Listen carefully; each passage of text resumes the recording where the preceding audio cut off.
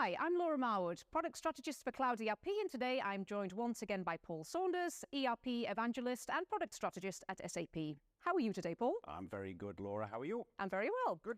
So today we're going to be talking about Clean Core. Yep. Now, maybe we could start with a simple question. What exactly is Clean Core, Paul, in the simplest terms possible? In the simplest terms possible. So Clean Core has been kind of one of the goals of ERP since ERP first began. And the idea is that there's every business across the world always thinks that they're very complicated and they can't do anything standard because they're very different from everybody else. And the answer is actually most businesses, in fact, all businesses are 75, 80% exactly the same. A lot of business processes, business capabilities that any company has to do, irrespective of industry, geography, size, and so on.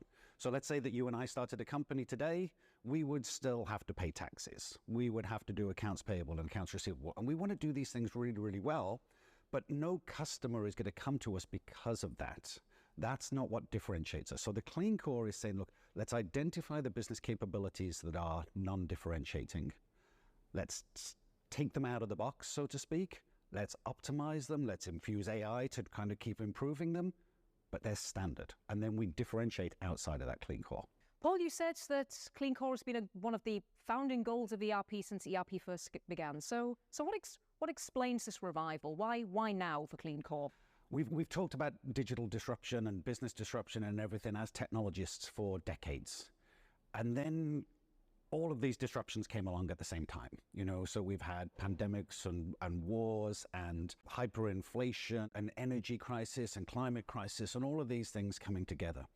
And companies through this have realized that they need to be able to be much more flexible and agile to be able to respond. The way that you get flexibility and agility is not by having a very complex, brittle set of processes and capabilities. So this is where companies says, how do we get this? And the answer is Clean Core. And just so we're clear, what kind of things are we talking about in the 80% category there? What are standard processes for most organizations? So if you take an airline, and let's say you have a budget airline, and then you have a luxury airline. They both have the same job, which is flying people from A to B. But a budget airline would be, let's say, I can fly from Frankfurt to Budapest for €7. And the luxury airline is, we can fly you halfway around the world and it will be the nicest 11 hours you've spent in the air. They're very, very different. The one is going to differentiate based on how fast they can turn the plane around, how low they can keep their costs, what their pricing is, so they can make sure that if somebody else comes in at €6, they can be €5 and so on. The luxury airline is very, very different. They're going to differentiate based on the service. What is it that they provide to everybody? Same industry, same end-to-end goal, differentiated processes. So how do you get alignment across the company and what is truly differentiating? When you put in place a governance structure for Clean Core, politics goes around it. So let's say, for example, you say the most important thing for us to focus on is we're going to have standard finance processes. But then the VP of Finance says, well, actually, I'm the VP of Finance. I'm not going to do that. The VP of Finance goes to talk to the CEO. Off the record, the CEO says, just let him or her do what they want. The whole governance structure then is rendered moot. And it's pointless. So this is one of the first things that any company has to do is, let's make sure if we're going to do this, then let's do it. And if we're not, then don't. But Clean Core is governance, it's mindset, it's change management, it's change leadership, then it's technology. Let's stay with this phrase Clean Core for a second. Yep. Now, we're all humans. None of us like being told to clean something up, whether it's the bathroom, the car, the garage.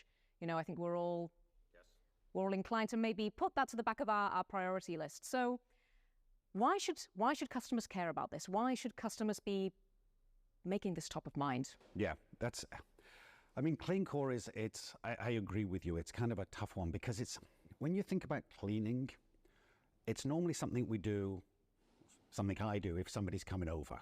Exactly. It's like, oh, let me pretend that I live in this immaculately smart place that looks like it could be in Cosmo, which I don't, But then after that, that's not something that I live, Yes. So then we do it again, and we do it again.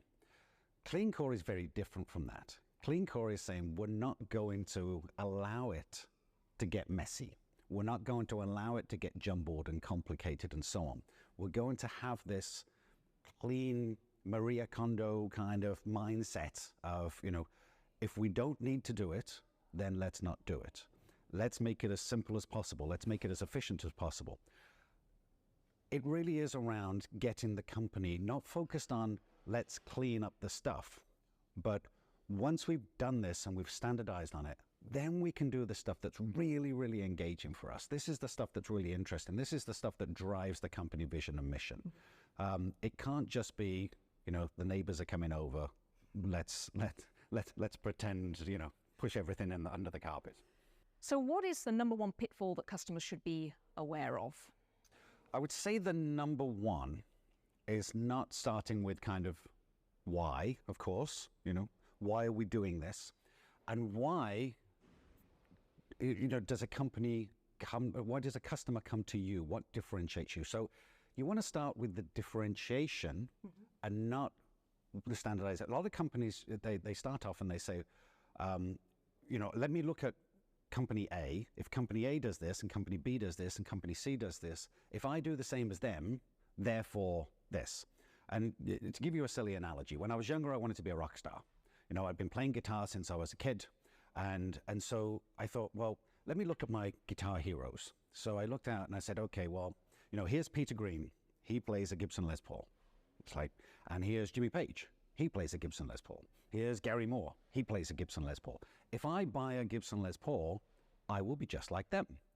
Well, it's obviously a stupid thing. It doesn't make any sense. But this is what companies do all the time with ERP and with Clean Core. They say, if I buy the same software and I do the same things, therefore I will get this. That's not the way to start. What you want to be able to, the governance part is a bit like the music part. We've got to agree on what key are we playing in. We've got to have a bit of talent. That's important. You're not going to be in business at all if you don't have the talent. But we've got to, what key are we playing in? What time signature are we playing in? Are we all agreeing we're going to start at this point, we're going to finish at this point, we're playing in the same style? That's kind of the governance piece around this. But the talent, the creativity and everything is on the 20%, the differentiation side. Once you've got this and say, so focus on the differentiation. What truly differentiates us? And it's got to be, those are tough conversations. Because it can't be, what do we do differently? It's what does a customer find differentiating about us that adds value? Everything else is Clean Core. And with the Clean Core, it's not like, well, I'll just push that to one side. That's not important. It's massively important. That's where optimization comes in. This is where taking best practices from SAP, where we've developed them across thousands and thousands of customers over, decades, to say this is the best way of doing this. This is where AI has a huge part to play. This is where RPA has a huge part to play. We want to be able to do this and we want to be able to do it well. But don't start with, let me look at everybody else and see what they do. Start with, why me? Why should a company come to me? What differentiates me? And everything that doesn't differentiate, Clean Core. And tell us how BTP fits into this conversation. This is the differentiator between a collection of applications and end-to-end integrated, flexible processes. If you think about it, that I'm an end customer, I don't care about finance and HR and CRM and all of these kind of things. I want a product or a service from you.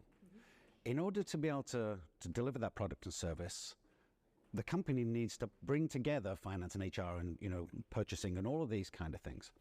But as the customer needs change, they're going to need to adapt. It's this flexibility and agility that we talked about, why Clean Core helps against this kind of fragility and kind of complexity of a very rigid way of working. As the customer demands change, the individual customer, this kind of idea of a lot size of one sort of thing, then BTP is the conductor, the orchestrator, the integrator of all of these pieces. And so it can take the business capabilities from various parts of different systems in order to provide an outcome for the customer at the end. Sound advice as always, Paul. Thank you very much for joining us today. Thank you, Laura.